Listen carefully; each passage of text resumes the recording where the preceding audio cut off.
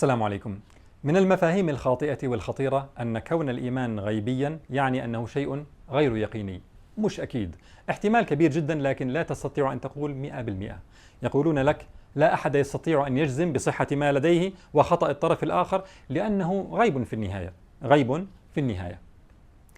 وترى من يطبق ذلك حتى على المسألة الكبرى، على وجود الله تعالى، ويقول الإيمان هو أن تؤمن بشيء دون وجود كل الأدلة الحاسمة والقاطعة عليه. الإيمان يحتاج إلى leap of faith، يعني قفزة إيمان إلى شيء لا يمكن البرهنة عليه بشكل قطعي. الإيمان يحتاج هذه القفزة الشجاعة في الفراغ. ومثل هذه العبارات التي تجعل الإيمان بوجود الله وبالغيب عموما أمرا حدسيا تخمينيا لا قطعيا يقينيا، تجعله أمرا بغلبة الظن، احتماله كبير لكنه دون 100%. فهل الإيمان بوجود الله هو كذلك فعلا في المنظومة الإسلامية؟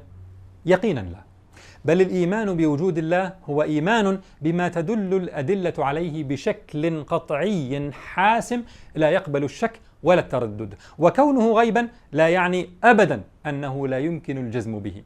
غيب لا يساوي مبهم أو غامض، ولا يعني أن الإيمان بالله هو موقف عاطفي تسليمي محض، بل هو موقف برهاني استدلالي فطري عقلي. الإيمان بوجود الله هو إيمان يدلك عليه العقل والفطرة دون أن يمنعك مرض القلب أو اتباع الهوى.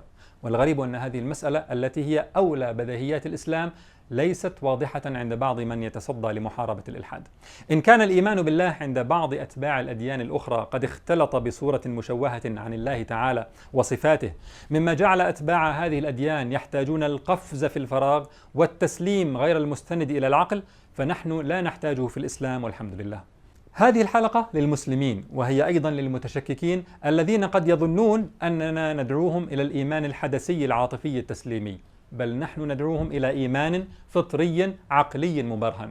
كما أن التسليم الذي ندعو الناس إليه ليس في مسألة وجود الله، التسليم ليس هنا، بل التسليم هو في أمور في تفاصيل الإسلام المبنية على إيمان فطري عقلي مبرهن.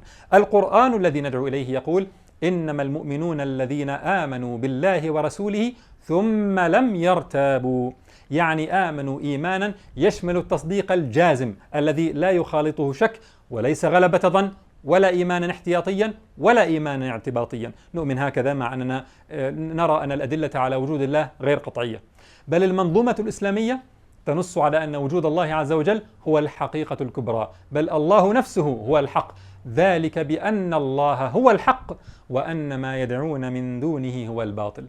ولشدة بداهة وجود الله تعالى فإن القرآن لا يجعل هذه القضية محور أدلته ومناقشاته، بل يدلل على شيء زائد عن مجرد الوجود كالتوحيد وصفات الله تعالى. أما الوجود نفسه فقضية محسومة. قالت لهم رسلهم: أفي الله شك فاطر السماوات والأرض، آية تتضمن الدليل الفطري والدليل العقلي. أفي الله شك، يعني هل في وجوده شك أو هل في وحدانيته شك؟ فوجوده ووحدانيته أمر فطري مغروس في النفس لا يشك فيه. والبرهان العقلي أنه فاطر السماوات والأرض، فكل ما في الكون يدل صحيح العقل سليم القلب على وجود الخالق. في محاججة موسى لفرعون قال فرعون: وما رب العالمين؟ قال: رب السماوات والأرض وما بينهما إن كنتم موقنين. يعني بالنظر إلى هذه الكائنات فإن رب العالمين أعرف من أن ينكر وأظهر من أن يشك فيه إن كنتم موقنين، يعني إن كنتم من أهل اليقين بأي شيء فإن اليقين بهذا الرب أولى من كل يقين، وإن قلتم لا يقين لنا بشيء فأنتم كاذبون. فكل إنسان لا بد له من يقين بأمور بديهية ضرورية. إلى أن قال فرعون: إن رسولكم الذي أرسل إليكم لمجنون. فرد عليه موسى: رب المشرق والمغرب وما بينهما إن كنتم تعقلون. يعني إن أنكرتم الله فأنتم أولى بوصف الجنون، لأنكم سلبتم العقل النافع. فالعقل ما هو؟ هو في الأساس علوم ضرورية مثل مبدأ السببية، وهي تدل على الخالق سبحانه. فإن كان لكم يقين عرفتم الله، وإن كان لكم عقل عرفتم الله. بنفس المعنى أيضا تأمل معي مطلع سورة الجاثية: إن في السماوات والأرض لآيات للمؤمنين وفي خلقكم وما يبث من دابة آيات لقوم يوقنون. واختلاف الليل والنهار وما أنزل الله من السماء من رزق فأحيا به الأرض بعد موتها وتصريف الرياح آيات لقوم يعقلون تلك آيات الله نتلوها عليك بالحق فبأي حديث بعد الله وآياته يؤمنون. نفس المفاهيم التي في حوار موسى لفرعون. يوقنون، فالذي عنده يقين فأولى اليقين بالله وبآياته الكونية.